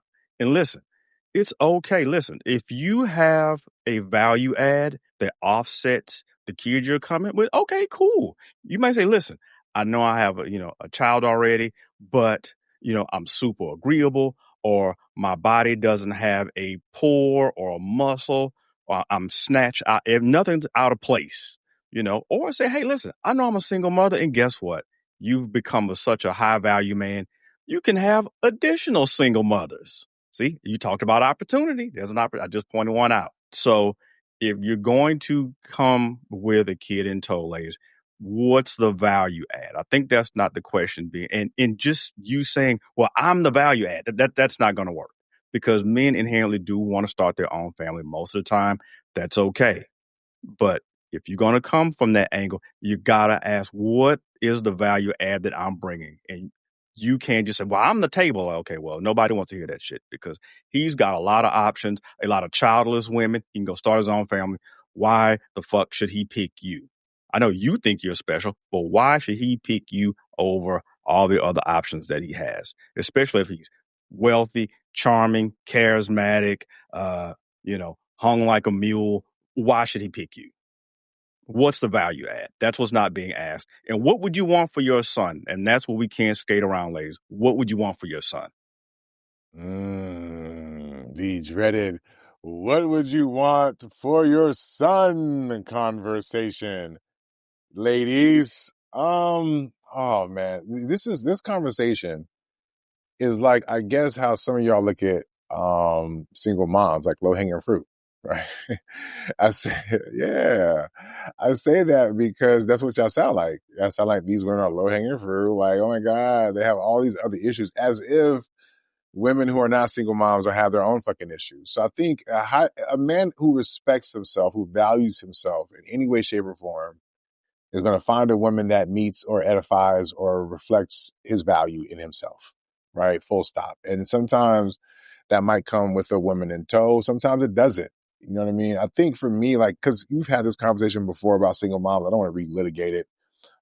Me personally, I would date a single mom. I mean, obviously, just like my actual wife, she'd have to be remarkable. Duh. So could I be out here and find a remarkable woman who happens to be a single mom? Hell, fuck yeah. That's the thing that also gets me too sometimes about this high value man conversation, because I feel like I'm going to bring that value regardless of where I go. Anybody I fuck with is going to have a certain level of value, and shit, maybe my value will raise their value. I don't know. I don't think of being high value as a scarce thing either, necessarily. I don't see that as bringing down my value. I think a lot of times, I'll speak for me. I'm not saying I'm a high value man, but I have a lot of confidence in myself and what I can do. And whatever I touch, I feel like I can turn into something. So I don't know. I don't know that I'd have the fear to not want to do these things because I'd be afraid of all these other factors. No, so maybe I'm speaking from a privileged place of feeling like I could find somebody. But in truth, like, dog, like there's a lot of, really great women out here. Men have, I think, larger issues than just her having a child. Like, you can find a single woman who looks good, but was she only with you for your money? You know what I'm saying? And then you're like, oh my God, then you have the kid with her, and she definitely locked in. So yeah, you got the brand new model, but on the back end, it looks like you end up paying more for it, right? Some way, shape, or form. I mean, there's a lot of different ways to look at a situation and be able to say, you know what? Like, I can see value here. I just think that, honestly, you can be high value in business, but not have a clue what you're doing in dating. And I think that's unfortunately what's happening for a lot of people, right? You'll see these basketball players who have all the value in the world monetarily, but look at the women they're dating. So somehow you guys think that somehow the correlation between making money and being high value means you have good discernment. It doesn't seem to be the case, right? Some of these brothers probably could benefit from a woman who's stable, who's showing leadership qualities, who's going to make sure he's good, make sure he's going to be held responsible, right? Go to the doctor, who's not trying to be out at the club all the goddamn time, that kind of thing, not be on Instagram, you know what I mean? So I get it. Niggas going to like what they like. But I just do think that the thing that bothered me the most about the clip was the shaming of it all. Just because what we don't want to talk about is a lot of our mamas were pieces of shit. I hate to be honest with y'all, but a lot of our mamas were pieces of shit. Dead ass.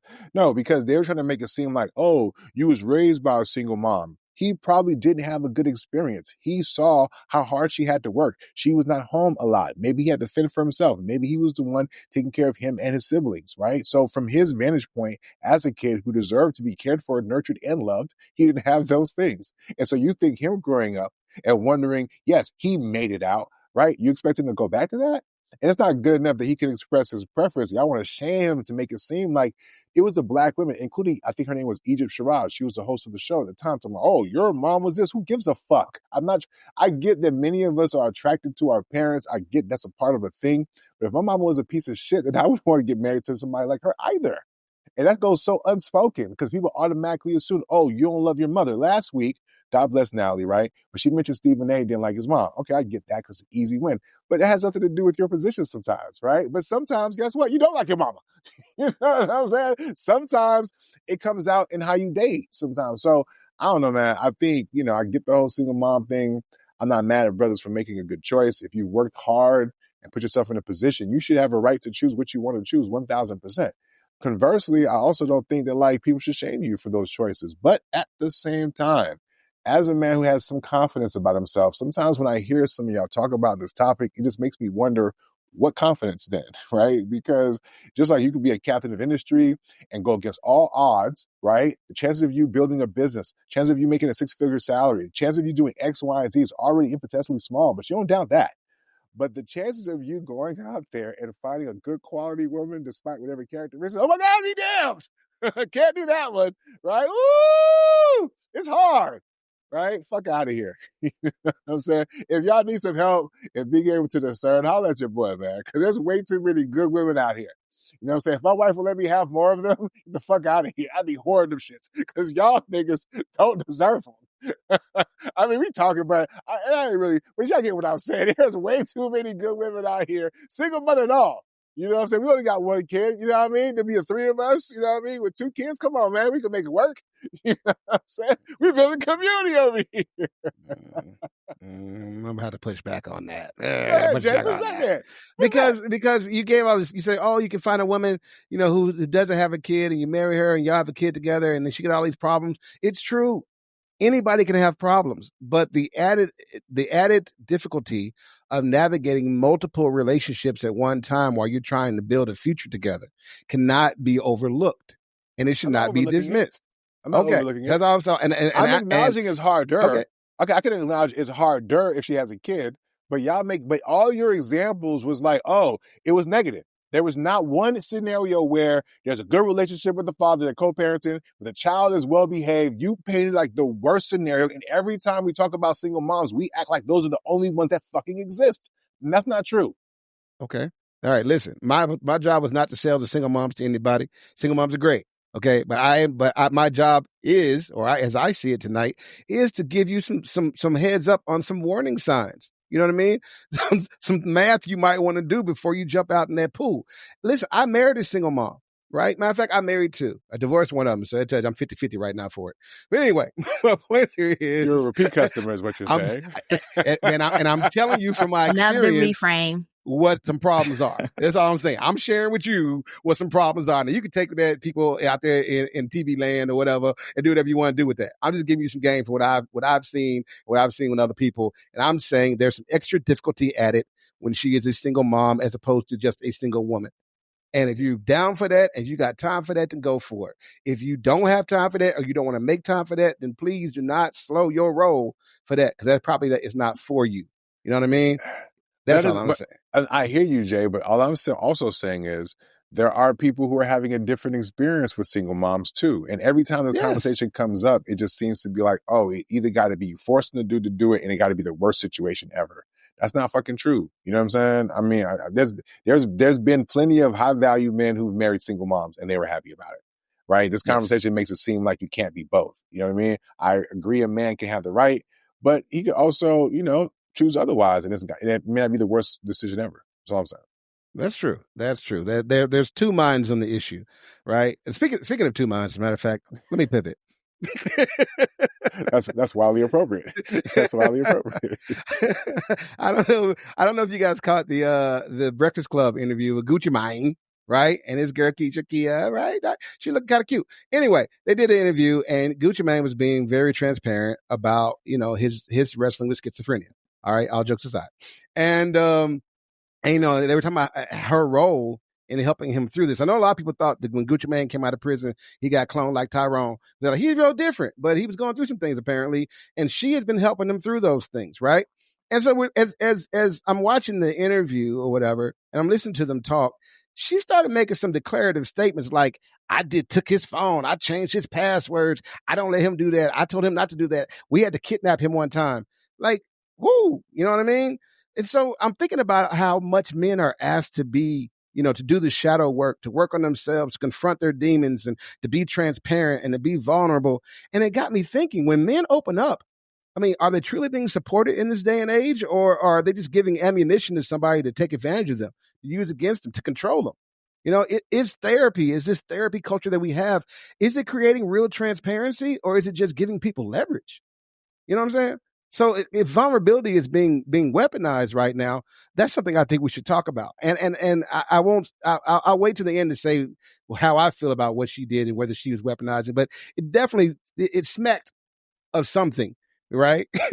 So what are you guys' thoughts on that? I don't know if you caught the interview, you got a chance to see it. What are your thoughts? I'll go. I see I'm jumping off the mic today. I don't mind. I'll take the first hit on this one. So there's a bunch of pros and cons to this, right? I'm sorry. I was thinking something wildly. Go ahead. Pause. Yeah, thank you. Mental pause? Okay. Yeah, thank you.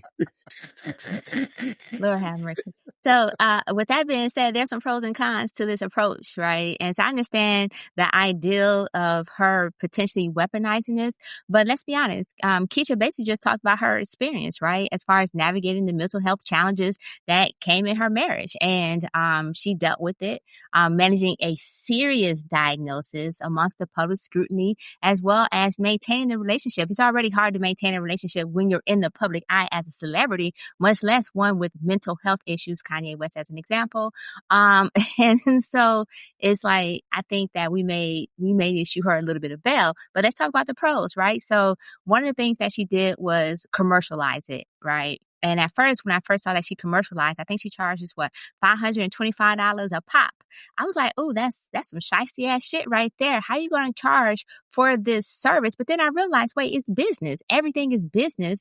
And she has firsthand experience with this. And she's not saying that. She's basically saying she's a real life coach. I put quotation marks on this for coach, for the purpose of mental health, to help other couples navigate through that. And it doesn't seem like Gucci has a problem with it. He's like, yo, you know what? She's doing what she's doing.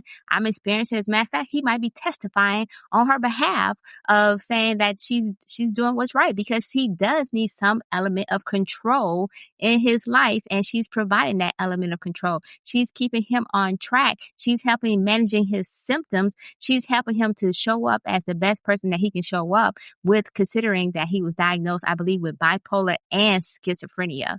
And so I think this was a good thing to open up about mental health issues and to put it on the world stage, right? This is a celebrity, and oftentimes mental health awareness, we have Mental Health Awareness Month, and we have Mental Health for Men's Month, but no one really does anything during those months, really, except for the main one. But for men in particular, no one really does anything. And so we talk about we need to be more concerned about men's mental health. Well, this is a great opportunity for her to put that on blast, right? Like, hey, let's be concerned. Here's an example. He could serve as a role model, or not necessarily a role model, but he can serve as a model of what happens, what we can do, and confronting those issues. So I think that's a pro. It also helped destigmatize the relationship between Black men and mental health, because, you know, women, we run therapy in a heartbeat. And so, but Black men don't necessarily seek out therapy in the same shape, way, manner, and form. So this is another way, especially somebody who's supposed to be all hardcore. He was a rapper and all this good stuff. And now he's saying, hey, I have mental health issues. I'm confronting it. So I think this destigmatizes it for the men. And last but not least, technically, as a pro, this is the last pro, I believe that this is an opportunity to bridge between what's considered mainstream therapy and relationship coaching, right? Because a lot of men or couples may not be comfortable with the mainstream therapy style, and they can go to this person who experienced it, has real life experience in managing and so forth, and get some tips, hints, and tricks and all that good stuff to make it easier for them to manage. And however, unfortunately, here's some of the cons coming through. Unfortunately, she's not licensed. She's not a licensed therapist. There is some danger in this. So unless she has a disclaimer like we do at the top of the hour, make sure you pay attention, then there's a problem with the fact that she's doing this unless there's a disclaimer. And the people who are engaging in her consultation services need to be aware that this is not a licensed practice. And as a matter of fact, this may actually throw some shade, i.e. some, I'm going to say, blur the lines between what's licensed and what's not. Because as we know, people tend to take and run for truth whatever celebrities say from some strange, odd reason. And so I think that's another element that's a con. As far as the pricing, like I said, it was business. She basically just figured out a way to monetize it. Now, for Gucci purposes, my only question for him is he safe, though? Because having so much control over somebody's life can actually be an issue of dependency, and that issue of dependency can actually lead to an abusive situation. Now, I'm not saying that's what she's doing, but there's a possibility that that may exist. So I just wonder what's the give and take exactly in that relationship. And I'll land there. Did we just do a SWOT analysis of her business? Is that what that was? Did we suggest her strengths, her weaknesses, opportunity? What the fuck? I didn't know this was Yes. a Keisha Kiyor fucking dissertation of her business model. Who gives a fuck? This was supposed to be about a man's healing journey. And I'm like, what the fuck is S&M talking about in regards to, well, it depends on her price. Does she have this? Who gives a fuck? I don't think her name was even in these goddamn notes.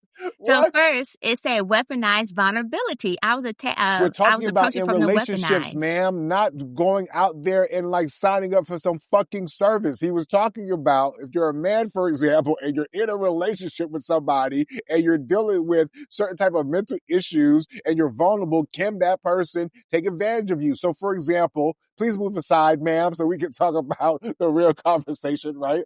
For example, we have heard stories about, for example, Wendy Williams, right? Or even better, what's the one? Britney Spears. So sometimes people use like a person's mental state or incapacity or whatever you want to call it to gain access to their, their funds, their money, their careers, etc. Right? So yes, there's been plenty of cases where loved ones will take advantage of your ass when you're just out of not able to take care of yourself. Now that's not the case here.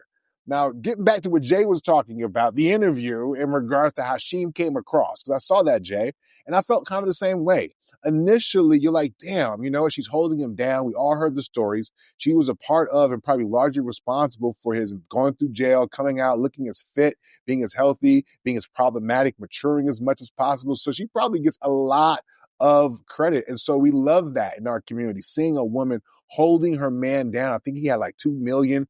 Boom, she multiplied it, right? So for a lot of us, Keisha Kiyor probably can't do no wrong because this is a great example, or so we think or thought, that, hey, this is like, love.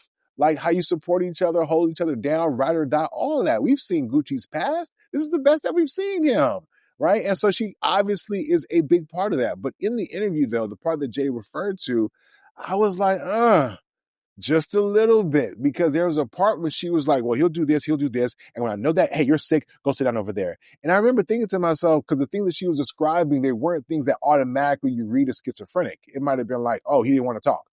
Right? Now, I get the whole typing and putting a period after. Okay, I get that. But sometimes a person may not want to communicate. Are you believing that's another episode, or are you giving him the space because he's working through some things? So that's what kind of made me just a smidgen concerned in regards to whether or not there may be more of a controlling situation there.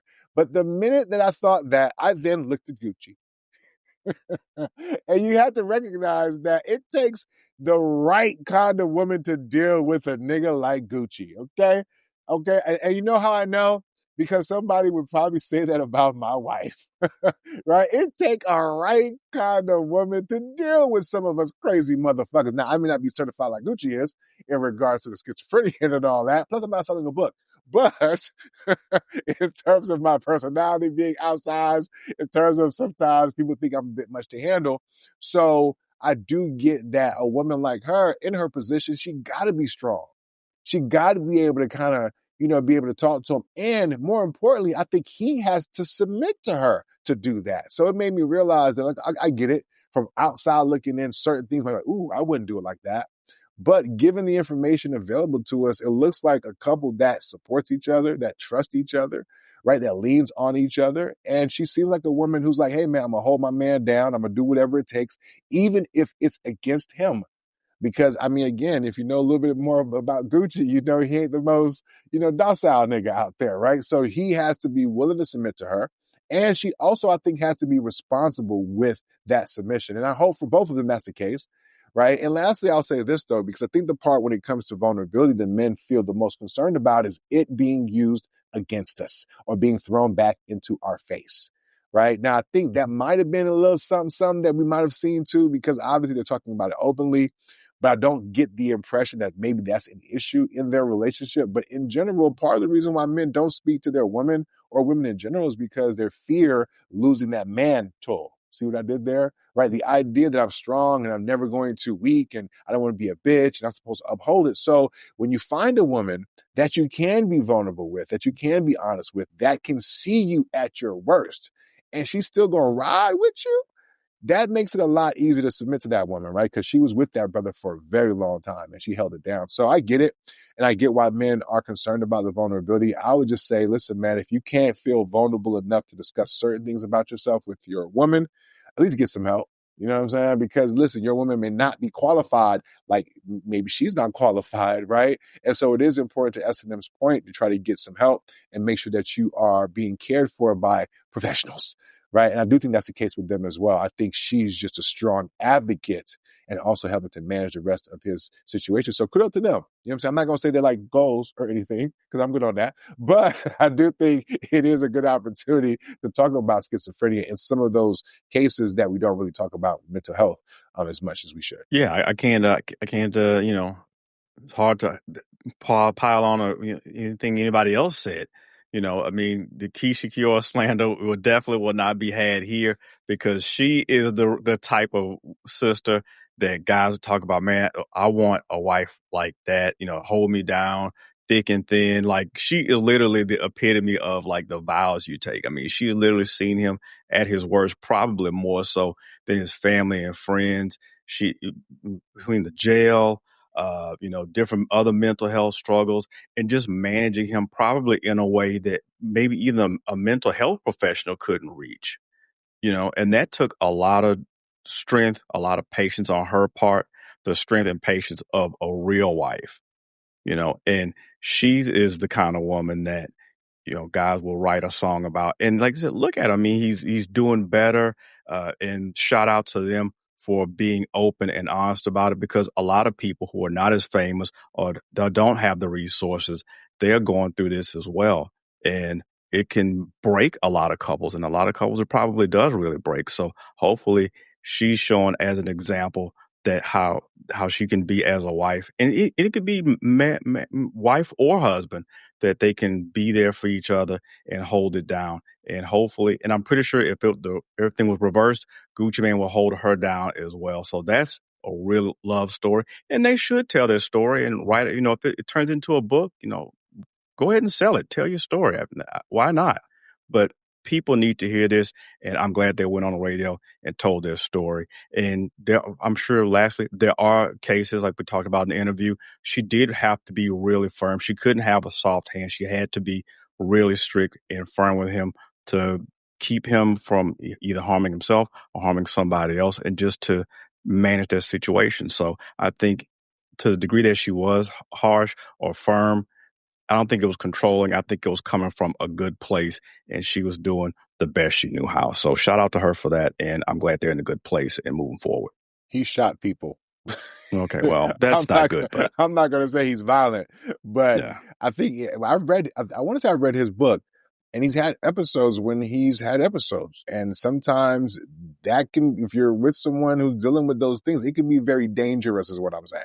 Yeah. So I do understand the need for her to kind of, you know, I'm sorry, go ahead, Jay. No, I was going to say that as I looked at it, I had all the feels I think everybody had, you know what I mean? As a man who is very protective of his autonomy, you know what I'm saying? I'm listening to the way she's talking about him and what she would not let him do. The thing, you know, I changed his passwords and I ended this, and, you know, and one time we had, like I said, she got his bodyguards, and, you know, she had power of attorney over him. So she had him picked up against his will and taken to, he got him committed, and they wanted to get him one of those things where he could sign himself out. She's like, no, he can't sign himself out. I'm a power of attorney. He got to stay here till he runs the program. And some people might say, man, you know, Wendy Williams, right? But I think that what you have to look at is intent, consent, and then the outcome, right? The intent, everybody, I don't think there's anyone who will say that she has not made his life, his presentation better, right? From the outside looking in, it looks like he is operating at a higher level than he was before. He is a higher functioning man. He is just a more successful individual, right? So clearly whatever they're doing in their relationship is working. And that's what I want to key in on, right? Is that it would be control. It would be domineering if he hadn't given her that level of control, if he hadn't given her that level of authority. And why did he give it to her? Because he trusted her, right? He didn't just trust her with his secret, with his mental health struggles. He trusted her to be able to tell him when he was tripping. A lot of people need that in their relationships. You need somebody to tell you when you're tripping. People will probably stay married longer if women would allow the man to tell them when they tripping, right? Or if the man felt he could be vulnerable enough about his weaknesses whether it was infidelity or whatever it was, and she could work with him and love him through that, and they could work on strategies together, as opposed to now that, oh, I caught you in this thing. I know your weak spot. I know you're failing. Let me exploit it. Let me lord it over you. Let me throw it in your face every chance I get. That's not what I got from her. Right. And I was listening closely, right? Because I'm listening to everything and I'm seeing what her reasoning is and all of that. And even she would tell they would involve the friends. They would say, she would tell his friends, listen, if you start getting crazy texts from him, I know, then that means he's going on the episode. Let me know so I can make the changes before he goes out and does something that destroys his whole brand. Right. So she's not just protecting him. She's protecting him publicly, his public face. She's doing what a good partner and spouse is supposed to do. She didn't do a Jada Pinkett and come out here and tell all his business when he wasn't around at some red table. She sat there right next to him and she didn't say something that he was shocked that she said, like, we'll look like, oh my God, Uncle Christina. It wasn't like that, right? They were on the same page. And that's beautiful. What I see is partnership working at its finest, where one is weak, the other one builds them up. And they're able to do that. And I wasn't quite sure till I listened to him talk about the verses. Right? Them talk about him going on to do the verses and how initially she was dead set against it. She was like, no, I don't want you to do it. Don't do it. I don't want you to do it. And he was like, nah, I'm doing the verses. I want to do it. I'm doing it. So the man still has his agency. He still has the ability to do the things that he decides that he wants to do. What she is there for is to deal with him when he's not himself, because he has found somebody that even when he is not himself, she has touched something in him that he can trust. So even when he's got these other voices in his head, she can speak to him, and her voice, her person is somebody that's shown that he can trust her. And so she can talk him down. She can tell, when he talking bad, she go, look, I ain't scared of you, bro. I ain't scared of you. That's what she said to him. He get boisterous, whatever. She go toe to toe. So, hey, I ain't scared of you. Go on over there. You're wilding right now. And he can hear that to some degree, to a good enough degree for them to move forward. So I guess my point here is this. Yes, there's a danger. There's always a danger of showing your vulnerability, of showing your back to an enemy so they can stab it. It is even more dangerous when you realize you might be sleeping with the enemy, right? But if you're not one of those people, and I pray that you're not, and I pray most people aren't, then maybe you're sleeping with your friend, your best friend. And maybe that is somebody, and no, they're not a therapist, right? And maybe they're not trained, but everybody can educate themselves and read up as to how to help their person. When in the school system, when they're trying to diagnose a child, they often involve the family. And when they're trying to help the child in a program, or they set up programs for the children to help them grow and mature and get better, you have to involve the family. It's a holistic kind of thing that you're dealing with. It's not just in one place. It doesn't just happen in the therapist's office. There are things that have to happen when you're home. I see her doing that. So I see this as a shining example of how couples can get it right, how they can make each other better when they're willing to not get stuck in their gender roles and I'm the boss and everything I say is always right and this and this and that. And they're willing to say, listen, I've got some areas where I need some help. And can I trust you to help me? And she shows up and says she can, or he shows up and says that they can. And that's a great thing. I'm not saying that more couples should be doing, at home, pop-up therapist or whatever, but you're the first person. You're the person they see the most often. You're the person most in the place to help them and most in the place to know when they're not themselves. So, I'm a very big fan of what she's doing. I'm a very big fan of the couple. No, it's not couple goals. I don't want their struggles. I don't want nothing they got. But I do love their partnership. I applaud it. And if there is a danger and vulnerability, it is exacerbated by the danger of choosing and trusting the wrong person. I think that's where the focus should be, not in how much you share, but who you choose to share it with and who you choose to share your life with. I think that's a great way to just land on that particular topic, right? We get to some final words before we wrap up yet another episode of the BLC Pod.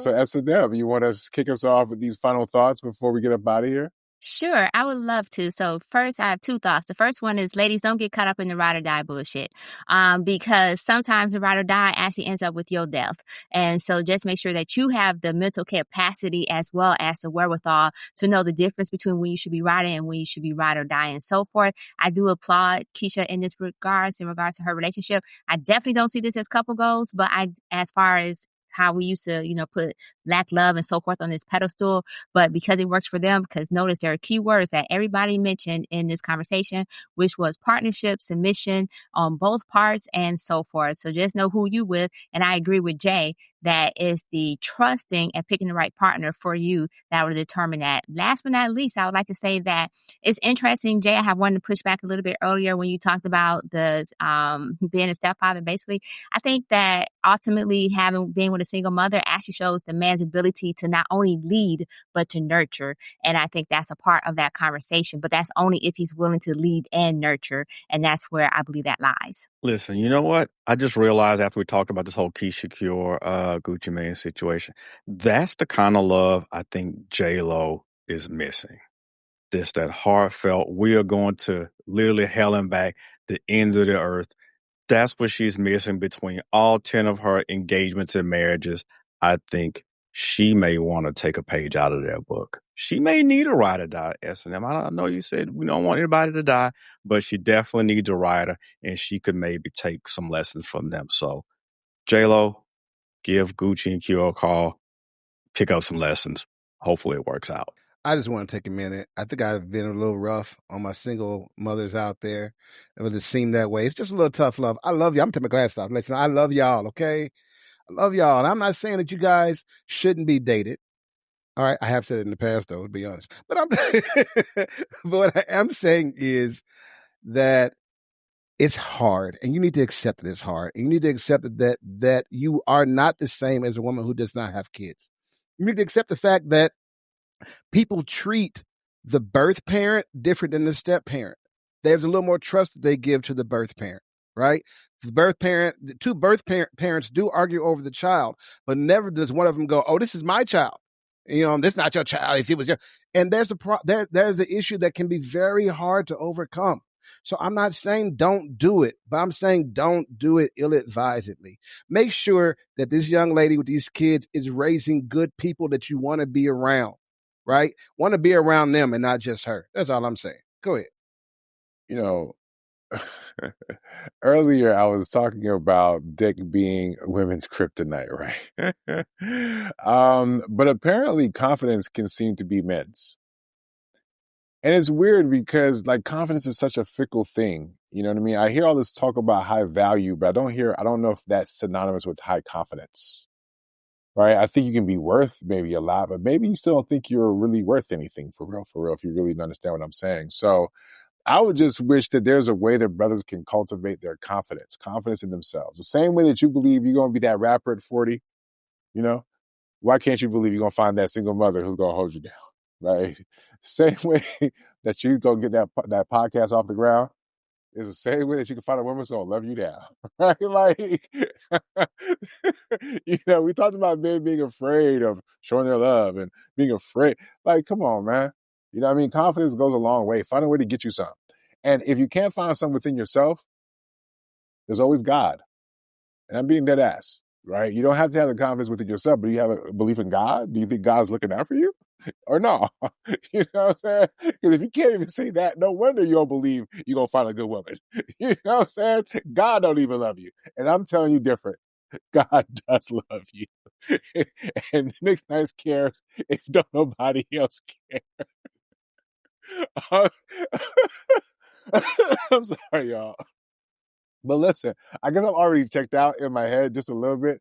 But before we get up out of here, I want to remind y'all, don't forget to like, subscribe, follow, and all that good stuff, because I was going to forget. And, of course, we got the merch, y'all. Da, da, da, da, da. Can I be honest? I felt like a nigga who was talking a lot of shit before this episode, and then I came up flat. You know how guys be talking shit and growing up shit out of you? I felt like I maybe had about a good 3 minutes. You know what I'm saying? But listen, don't forget we got the merch. I was like, you know what? This don't normally happen. I normally have so much more. Stay tuned for Overdrive, where I'm able to go a second round. Anyway, we'll see on behalf of Just Jay, SNM Jones, the Expert, and myself, who's technically on vacation already. We'll see y'all next time. Until then, be easy. Peace. Holla.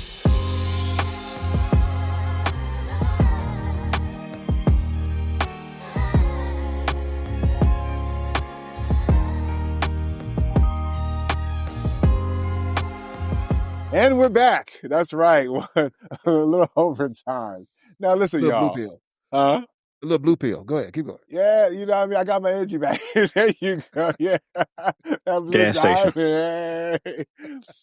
Although, if that was the case, would our next topic bring me back down? No, I'm just kidding. So apparently the internet was ready to get all up in a roar, up in arms, because were they fat shaming Ashanti? Apparently pictures of her on the beach. I don't know if it was her that posted it, but apparently she was on the beach. And all baby, right, was what most people said. And they were generally nice in the comment section, but there was apparently some people who were asshole enough to want to body shame a woman who just had a baby, right? So do you guys feel like there was body shaming at all? Was it inappropriate? Was there a lack of body shaming? Because I felt like there was a lot of body positivity. What are y'all thoughts about people trying to body shame Ashanti after you having her all baby? I think people are mean. People are mean. Whoever called her a beached whale, oh, that was me. Okay, so people are mean, though, okay? Listen, the lady had a baby, okay? She had a baby, so now her thick thighs, yes, they're extra thick, yes. And now her stomach is not flat. Matter of fact, it's more round, you know what I mean? Maybe the baby's still in there, I don't know. But now, listen, she's a woman going through life. I think we should be okay with her changing as she goes through different stages, right? Clearly, she is moving out of the sex symbol stage. Clearly, right? So, and that's nothing wrong with that. And she's moving into mommyhood, I would assume, because she definitely looks like she's ready for a moo-moo. But I think that it's okay for people to comment on it, right? Because this is a person who did make money, who did make a career to some degree. We can argue to what degree, but to some degree based upon her looks and not just her face. You know what I'm saying? She had the tatas out. She had things. She was showing her body. She was doing it so people would key into that and they would get a response. Well, now your body looks different and you're going to get a different response. It's just facts. Now what I would like this to be is a moment of reflection. I would like for us all to reflect on the fact that we put so much value in the way that she looked before as being the goal, being the thing to get. And we don't really take into account that gravity and time happens to everybody. And it hardly ever stays like that, right? So if Nelly couldn't love her with her big bone self right now, he should have just stayed away. If he could only love the skinny Ashanti, then that wasn't for him, right? Because if you look at her, you would have known she's probably going to put them. I'll let somebody else tell that story. But anyway, my point here is this. My point is...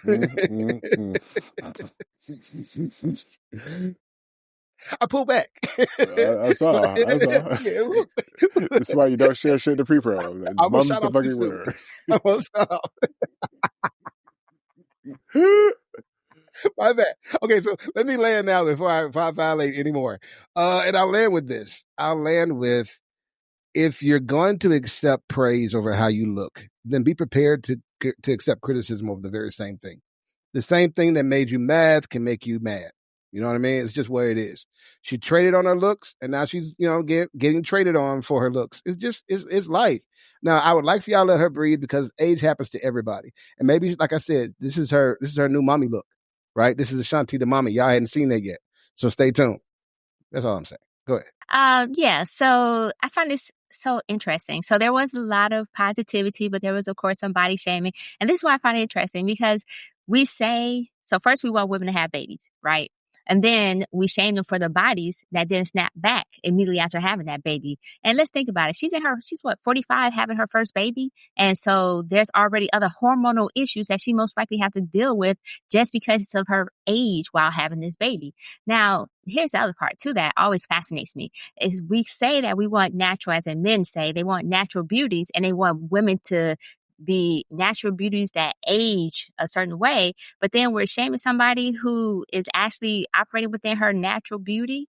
And so my question is, was the hate about her body, or was it about the fact that she dared to be confident to walk around in this this swimsuit while she's so thick? Was it about the hate about her body, or was it hating that she was confident in her own skin? And then at the same time, don't we want women who are confident in their own skin? Because part of that whole body shaming, right, is because we're saying, hey, you shouldn't be confident in the size that you're currently at. And for her, in particular, she just had a baby. It's not like she dropped the baby a year ago. It's not like matter of fact, it ain't even been 6 months. And so hopefully though, here's a tip, breastfeed. It helps. It helps a lot.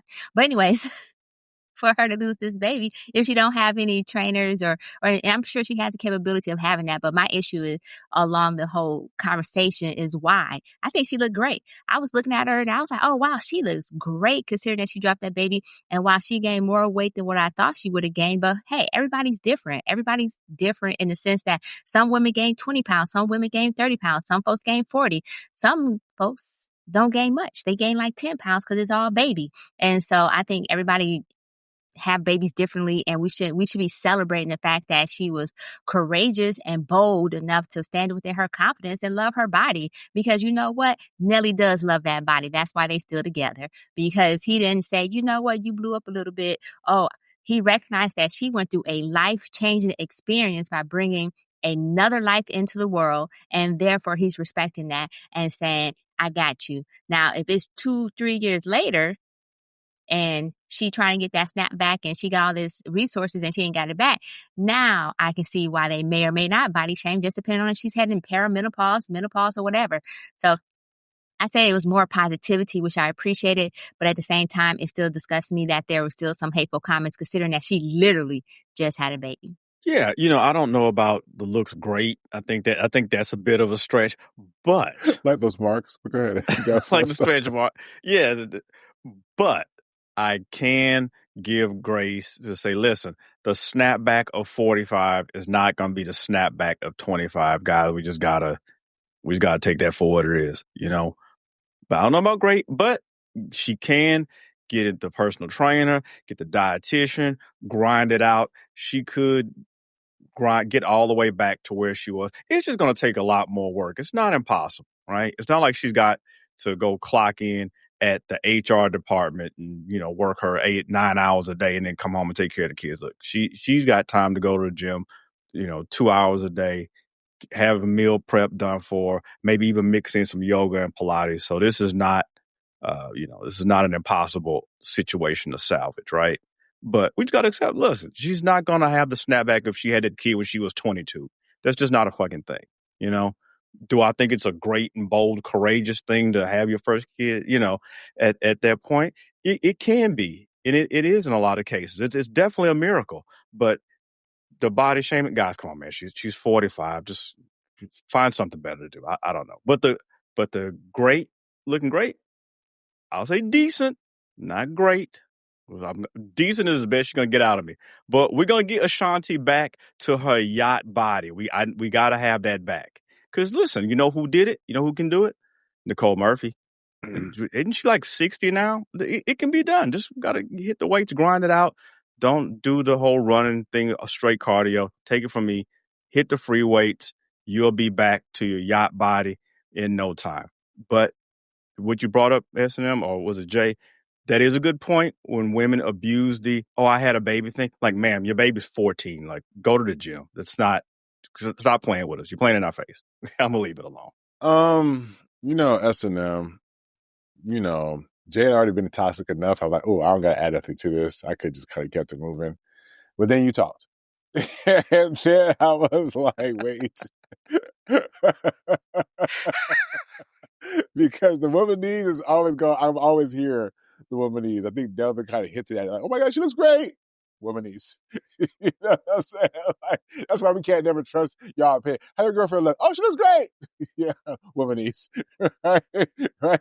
And so thank you, Delvin, for putting that very delicately. But I fact checked. So little KK is about 15 months old. 15 months old. Now, I don't know about y'all in terms of doing math. Let me figure out.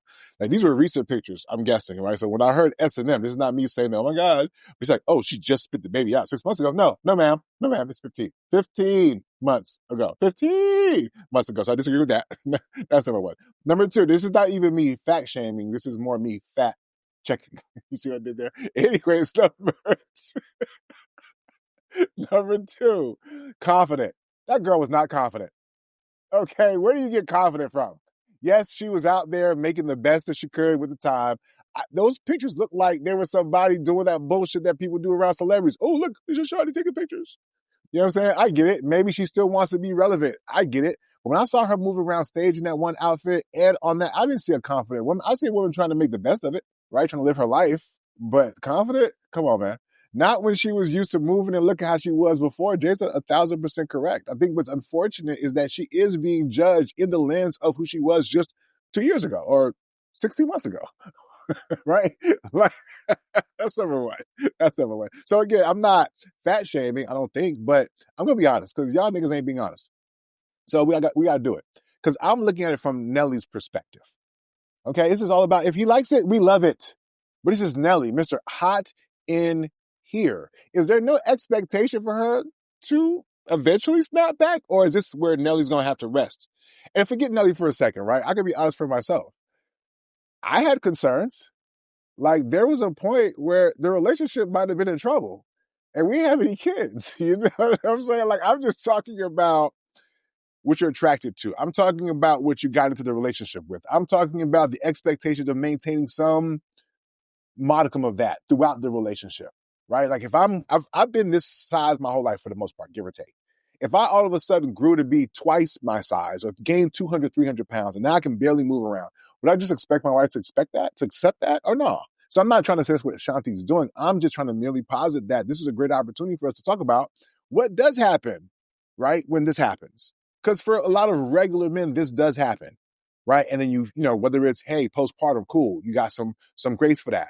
2 years roll down. Okay, cool. We talked about this a couple of episodes about the lady who didn't even want to go to the gym anymore, even though the guy was like, hey, man, you haven't gained these, weight. Like, so what I'm saying is, like, regardless of the reason for the weight gain, that could be a serious challenge in the relationship. Now, if it's a medical one, I'm sure they're going to address it and talk about it, but you're married to Nelly. I mean, I don't know what expectation of monogamy there is here, right? But I mean, he got to still be attracted though, right? Like, I mean, he got to still, I mean, he's Nelly. So I hope, listen, I'm not here to fat shame nobody. If he like it, I love it. I'm sure there's somebody who will love her with her size even now, right?